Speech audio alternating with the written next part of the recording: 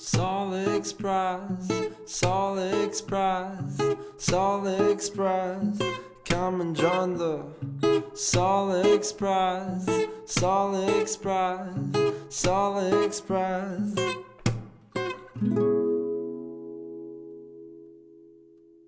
Welcome to the Soul Express, our podcast about our way to a happy, conscious and authentic life. Our names are Daniel and Micha, and this is a really special episode, the first episode in English, and yeah, we will talk about a really cool camp, a tennis camp in our lives, and Daniel will tell you something more about this one. Yeah, hey, what's up? So, the Pula tennis camp, as many of you who probably listen to this will hear, is a camp where we just play tennis for a whole week.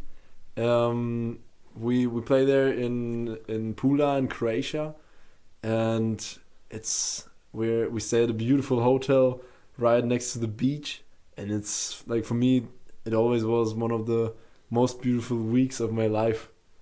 Yeah, for me, for sure too. It was such a nice time always, like the 5 or 6 years we already been there.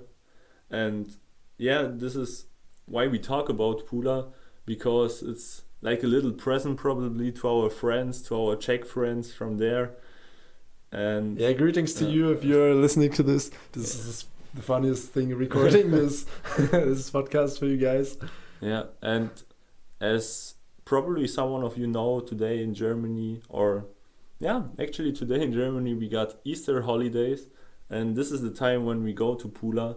And this year, like already last year, there isn't the possibility to go there because of Corona. And yeah, that's why we make this special episode for you. Yeah, so today we'll talk a little bit about the funniest things that happen in Pula, maybe some lessons we've learned, and yeah, probably for sure how much we're looking forward to the next Pula. And yeah, I can see it will be so nice to see everyone again. Yeah. It will be so beautiful. And yeah, it was actually kind of weird not being there for the last 2 years when there were the Easter holidays, because it was always like this, like everyone went somewhere in school, like to the Eastern holidays, maybe, I don't know, to some other city or something, and we always went to Pula, to the sea, to play tennis. It was like at that time it was the craziest and nicest holiday for me, for sure. And yeah, I can think of so many funny stories that happened there, and yeah, and also, I don't know, it's also crazy how much 1 week of the thing you like, of one of the thing you love the most,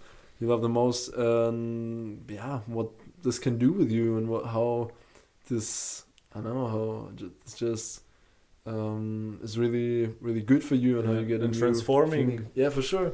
Sure. Yeah, and for me, for example, it's in that way transforming, because like in the first 2 or 3 years there were 2 or 3 Czech boys, and the first thing we made is to connect with them, and Pula was always the time when we met new people from Freiberg, like Enrique, like Yasmin, where we met them for the first time, and they become like our best friends, and it's just so nice. And then the Czech boys came, like Standa and Mathieu. Greetings. Yeah, and then there didn't come the next years, but new people come, and for example, one of our best friends, Leonard, joined us then. Yeah. And then they came the Czech girls, like the 2 Mashas. The Kartoshka squad. Yeah, also 2 of our best friends, and it's just amazing when you do one sport and you love it, how connected you can become to other people just because one thing you really love, you enjoy, and you practice together. Yeah, man, for sure the most beautiful friendships started there. And yeah, how you say, I don't know, I felt such a connection with the people there, but also a strong connection with myself, you know. It was a week full of beautiful moments a week where you every day you wake up maybe at 8 or something, and then you go for breakfast, and then you come back, and then you go to play tennis the whole day, and later you come back to eat something again, and then again training, or you go to the sea, or you go sometimes to the beautiful city of Pula. It's just so funny every time. I remember the first time when we went to the city of Pula, and we probably were 5 people who wanted to go to a supermarket, because otherwise we just had a small supermarket there around the corner, but there was this big supermarket in the city, and we went there, five of us, and we wanted to take a taxi, and the taxi driver came and saw that we are 5 people, but he said it's okay. So when he opened I don't even know, the trunk, when he opened the trunk and the bag, the first thing I did was just climbing in there and laying in there. And he was like, what the fuck are you, oh sorry, what the hell are you doing? Yeah, but that's life, and that's Pula. Crazy things happen. And while this trip, or before this trip, there was also such a funny story to me personally, because I wanted to change some money so we can buy some stuff, some sweets, and I gave the man 10 euros, and he gave me back like 375 kuna or so. And then we go by taxi into the city, and someone started to talk about money, about the exchange rate and so on. And then I realized, he gave me kind of a bit more than 10 euros. And it was like he thought that I gave him 50 euros, and that's why I got so much money and get so lucky. I remember you being at the supermarket, and then I realized something. We are fucking rich! And then you're like, okay, let's buy like 300 croissants for everyone. So funny. Oh man.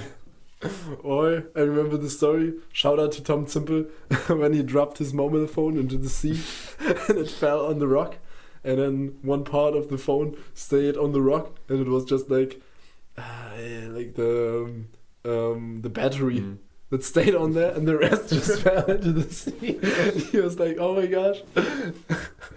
Oh my goodness. I didn't see it personally, but this is like one of the most epic Pula stories for me.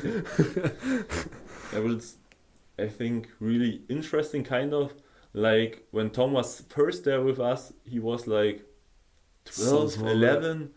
Now he's really one of our best friends, but back then he was just one of the little guys. Yeah, sure. It's so funny to see him evolving. Still not the cleverest guy in some things, but yeah, it's super nice to see all people growing up, and in 6 years, every one of us changed, and that's why also the Pula experience changed. Like we always appreciated, but the things we were doing kind of also changed, like sitting on the beach, making the campfire for the first time, and so on. True. And I remember the time when we were like looking for some wood there, and then just starting this fire and like chilling and playing a little bit of guitar. Yeah, man, it was really nice. Oh, but what also changed was the cold exposure in the sea. Yeah. Because I remember the first times we were like, oh my gosh, we're going to the sea, and it's like the craziest thing. And then you just jump in, and then you climb out again, and then you run up to the hotel. And then I remember, like, the last year we were there, like, probably 2019. Yeah. I remember I was just swimming to the coast and back and just staying in the water, and, just, I don't know. Yeah, thanks to our friend Wim Hof. Props. Maybe you will listen to it. Shout out to Wim Hof. But also the funny part of it was that first we started to go into the sea, but then other people came with us and tried for the first time, and we could actually help them to be more comfortable in the water. It was a really cool experience. And actually, for me, once I realized how important this actually is to go there, because 2 years ago or so, when we go like every day, into the water Yeah. after all the training when all muscles are so sore and you feel so tired. This was always such a nice thing to get again energy and so the muscles can get relaxed. And But one regeneration. yeah. Yeah. And once I didn't go there, and the next day, like everything hurt so much, and this was crazy. Like just one day, I didn't go into the cold water, but yeah, it got such a big effect on the body. Yeah, for sure. And I remember one funny thing. I remember us being like, "Oh my gosh, we're jumping to the sea," and like standing there and think like, "Okay, this is gonna be cold," like the first times. And then shout out to Marine. I remember she just sit on the rock, spilled some water on her, and then just started swimming. Like it's the most casual thing ever. And I was like, "All right," that was crazy. Yeah, but. For sure, it was always a nice thing, and also together to go there, and then everyone is freezing cold, and then going up to the hotel, and later on sitting together and being there at the dinner or something. Yeah, After and also there once we met some people from Luxembourg, Oh, probably. Yeah.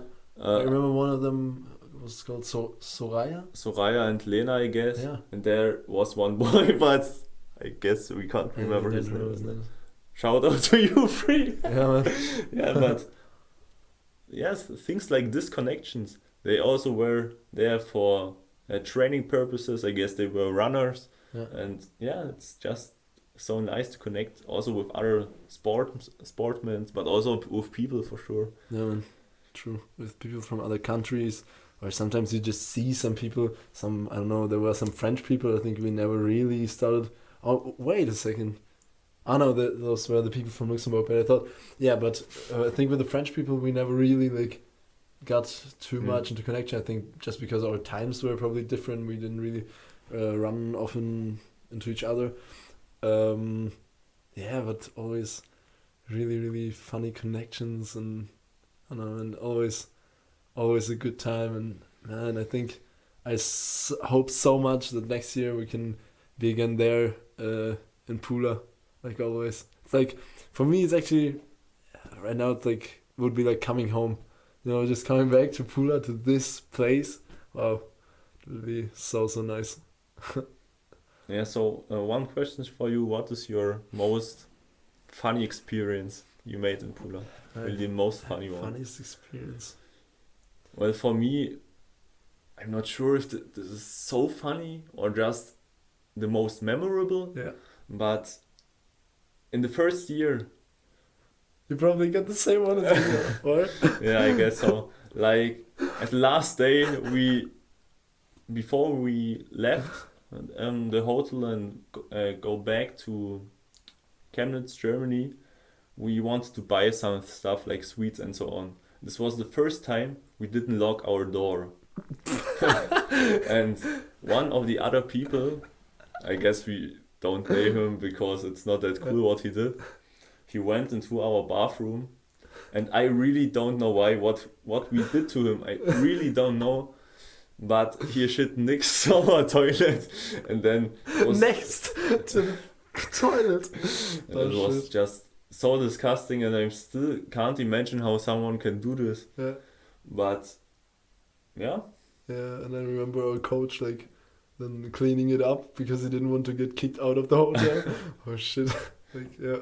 but it was actually for me so amazingly funny because this was a situation so unusual. Yeah, we were laughing like crazy, and everyone like fucking rolling on the floor. And then everyone like came out, and we were standing at the wall because we were laughing so hard, and I don't know. And then everyone was like, "What happened?" And we're like, "There's shit next to our toilet." Yeah, okay, but this was one of the absolute funniest moments. It was not the same that I had. It's also one of the funniest. Yeah. So the moment that came to my mind was when we were like, I think we were playing and talking and listening to music in like the third floor or something, and we were playing with the tennis ball like back and forth, and just throwing it around a little bit, And I remember the ball falling off the staircase, like to the first floor, like down to the first floor, I guess. And then someone went there, probably Enrique went to go get the ball, and then he was walking down there, and we were like, okay, when he's down there, we throw some sweets at him.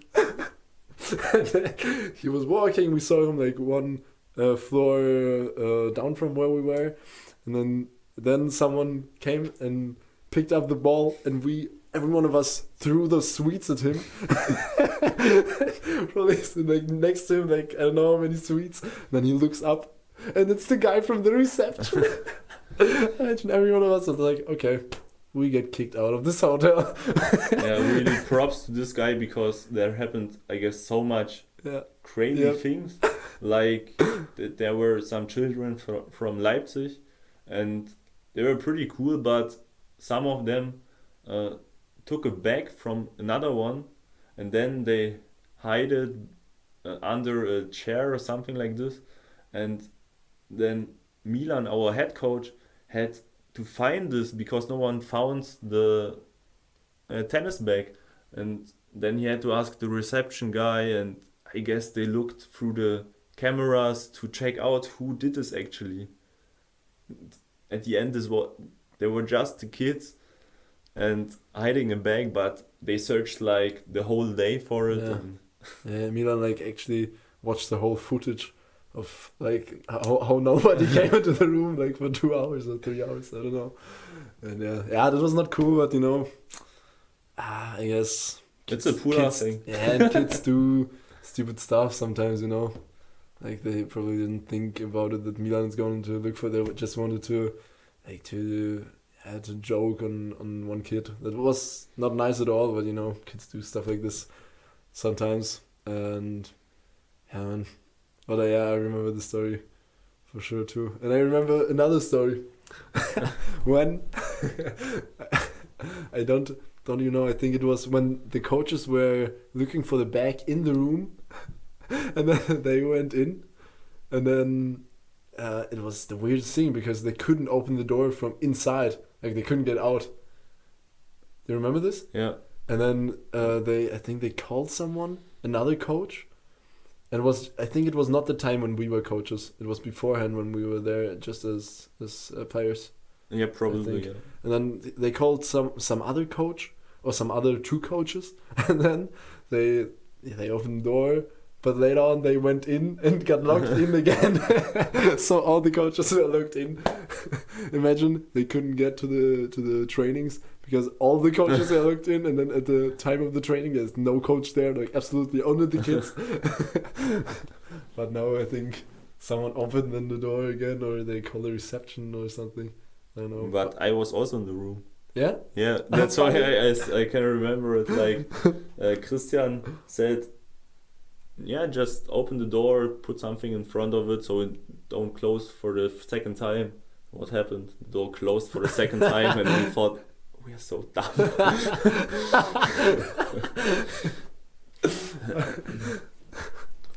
Yeah, but that's what had to happen, you know. That's so funny. But then the hotel is actually pretty special because it's not the newest one.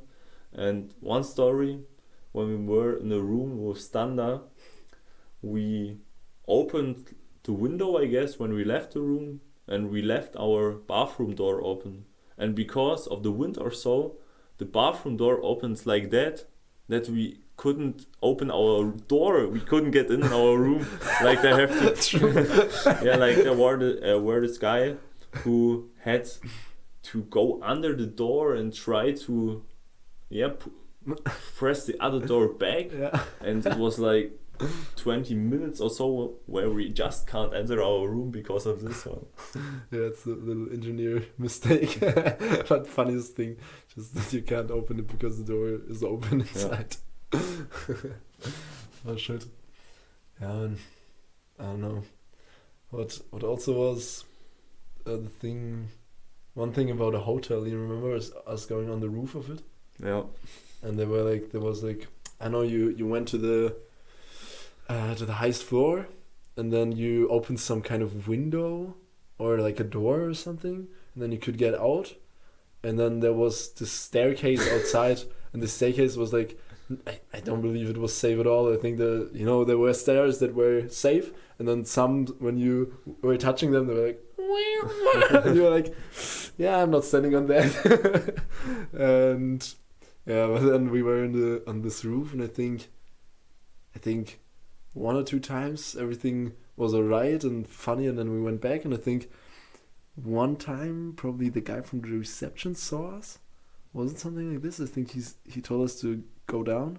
Probably, but I'm not sure about it. I'm also not sure, but somehow it's in the back of my mind. I don't know. But yeah, this was also really nice.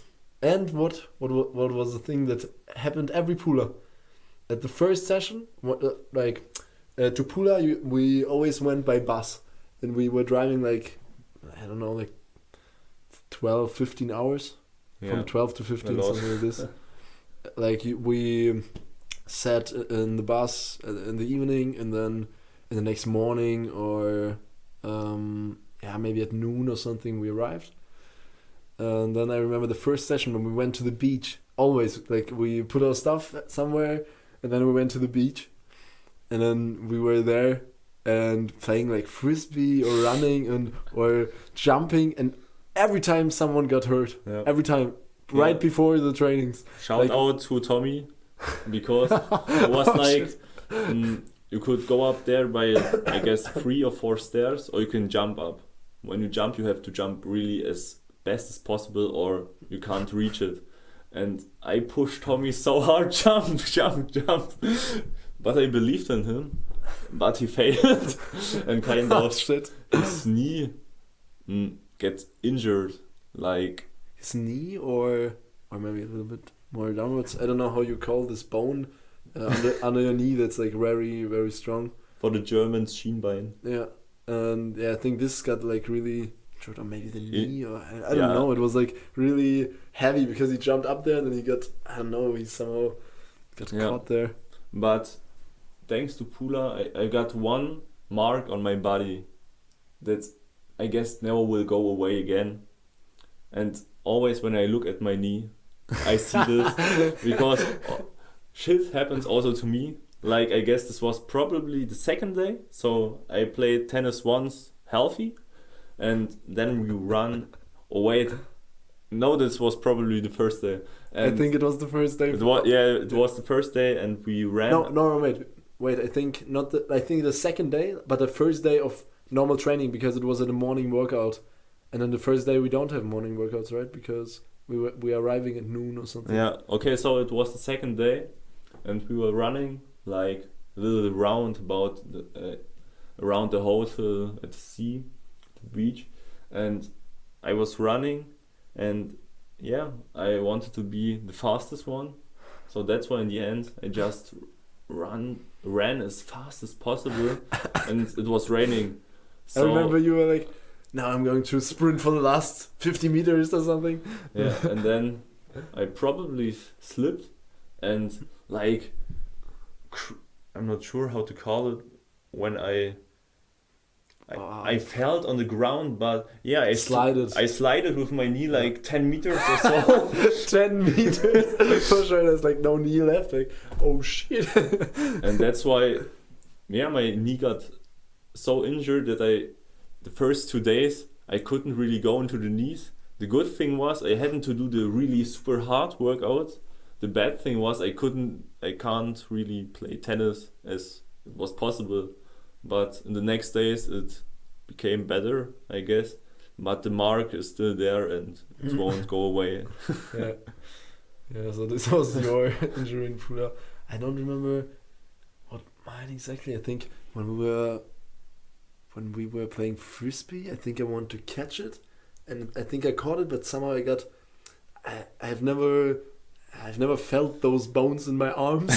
But somehow I rammed them against one another, and then they were hurting so much at this point, and like it didn't really bother me when playing. This was lucky, but I remember it was so painful. And also I think some some other stuff, but yeah, like just the normal stuff that can happen sometimes, that I don't know, that there's too much force on your wrist or on your legs or something. I think it's what everyone had on some days. Like the last days, everyone was so sore and just so tired for sure, because every day, I don't know how many hours did we play there on average. Probably 5. Yeah, like 5, 6 hours. If you don't count the coaching. Yeah, if you don't count. Then probably, but I think the coachings are still tough in a way. Not in that way like the training sessions from ourselves, but still they are kind of. Yeah, sure, for sure. And sometimes you're also playing, but I mean it's not that intensive as when you have your own training. But yeah.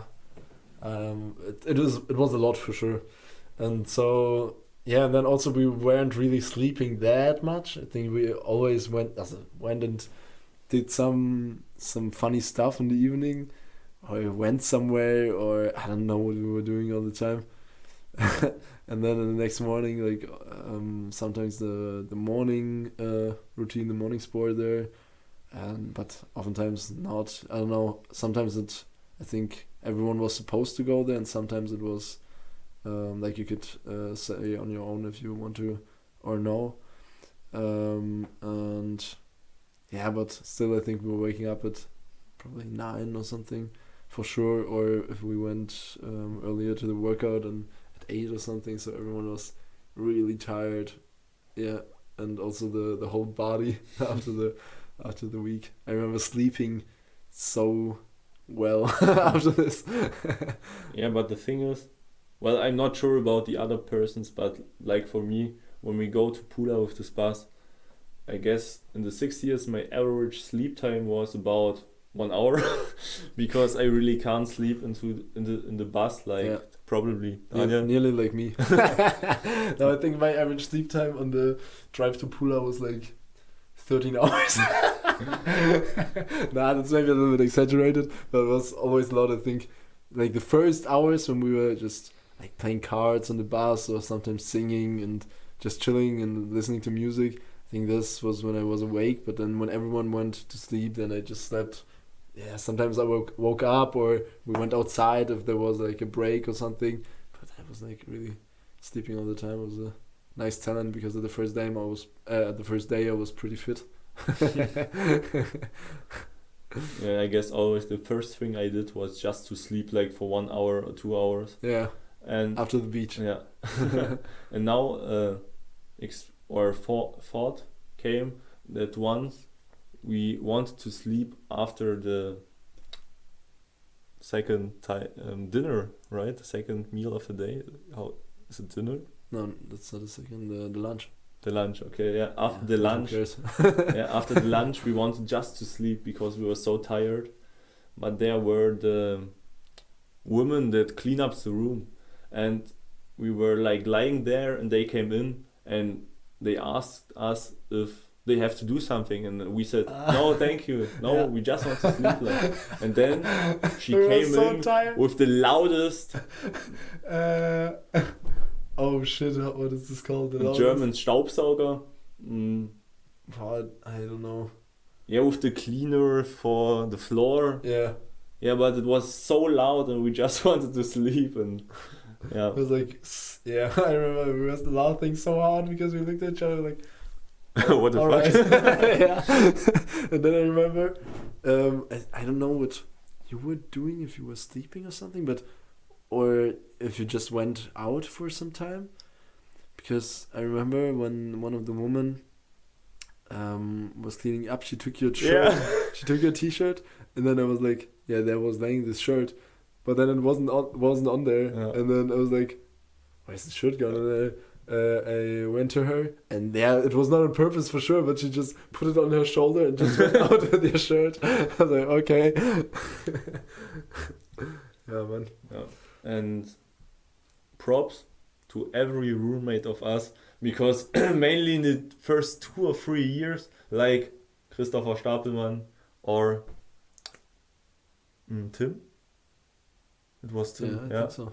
Yeah, Christopher and Tim, like when you are a roommate of us, you probably could have, in some cases, a bad time. Yeah, we did yeah. so much stupid stuff. For example, we took the toothpaste and put it, I guess, under Tim's eyes just for fun. So we thought that he's gonna cry or so, or he probably gonna take his hand to put it away from his face. I think other thing. I think we put it on his hand, and then like touched his nose a little bit, so then he would like try to scratch it or something, like some stupid trick like this. Okay, then we did this with Christopher, that we put the toothpaste into his face. Yeah. Such a bad move. Sorry for that, for sure. But yeah, I don't know. At that time, we probably thought it was funny. I don't know. I guess Leonard didn't have too much problem with that. Wait a second. I remember one time we went, and it's also, I think it was like a thing, everyone wanted to put toothpaste. It was like also on the bus somebody did it to someone to put toothpaste on his face, I think. And I think later we wanted to put toothpaste on one guy's face, and yeah, but I think but it was dark. You remember it? It was dark, and then we put this toothpaste on there, and then it was muddy. No, it wasn't toothpaste. Some shaving cream or something. No, it was a bucket with water. Really? Hey, can't you remember? Because his bed was wet. Yeah. Completely. This was such a fuck up move. Yeah, and he was so pissed. He was so pissed. To, I guess it was Annika and Robert, because we actually wanted to prank our good friend Max Klar, but there was Matti in the bed. But I guess someone checked it and someone said, "Yeah, it's okay. There's Max," and that's why.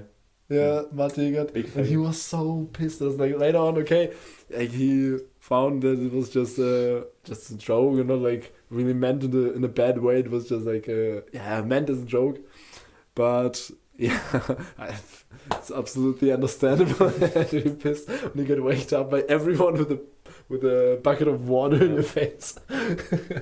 Oh shit! But yeah, man, for sure the funniest stories happen in Pula, and there was no year when I couldn't think of when after that I would go to school and wasn't like, oh guys, I gotta tell you the funniest story that happened, you know, and every year, and I really can't stress enough how much I'm looking forward to the next, you can call it the next episode of Pula, you know, because it's always happening such funny things. And yeah, so once again, shout out to all of you guys who were with us in Pula. And let's try to count them all. Like, shout out to the Czech guys from the first years, Mathieu, Standa. Yeah. Shout out to Marsha and Marsha, Kartoshka Squad. Yeah, also to Nikki and Veronica. Yeah, for sure. Shout out to Enrique, shout out to Yassi. To Robert, to Annika, to Tom, Simple. Yeah. Shout out to Tim Schmidt und Max Klar. Shout out to the tennis trainer team, like all Milan, the coaches, Christian. Yeah, the Czech ones like Luboš and Jakub. Yeah, for sure. To Andra, Silvio, Adam, Spekuwolle. Yeah, for sure. And yeah, just to, you know, actually everyone listening here, shout out to all of you guys. I hope we see you in the next Easter holidays, and yeah, I hope you get through this time well and make the most out of it. And yeah, I just hope you're all having a really good time, and as I said, I'm really looking forward to meeting all of you again. Even if we didn't mention someone, don't be like, don't think that we're not mentioning on purpose or something. It's just so many funny things, so many cool persons. We could mention so many more. We could mention all the Luxembourger guys. We could just shout out to all of you guys. It was really the funniest times with all of you, the funniest guys with the team. I also love that we were there as the whole team with Merchev and with Lenny and Ronald and so on, with Christian. And it was also nice to like really train before the season with the whole team. So yeah, guys, we hope you like this episode. We enjoyed it a lot to talk about about Pula. It was a funny time travel to the past. And yeah, as I said, we're looking forward to meeting you in Pula, in Karlovy Vary, or you're dearly invited here to Chemnitz when all of this Corona is like over and we can travel again. Yeah. And yeah, just have a good time, guys. Yeah, wish enjoy you all your the life. best. Enjoy your life. Yeah, enjoy the guys. time in your country wherever you are, and yeah, just try to make the best out of it. Try to play some tennis. Sure. And for those who do not play tennis and just listen to it, just shout out to you. Yeah. Enjoy also your time. Enjoy your week, your life. Yeah, we're really looking forward to hearing from you. You can text us, or however, if you want to tell us, yeah, how's your life right now and what you're doing and what's happening in your life. Yeah, we miss you guys all really much, and yeah, wish you all a good time. Yeah. Peace out, my friends. Peace out.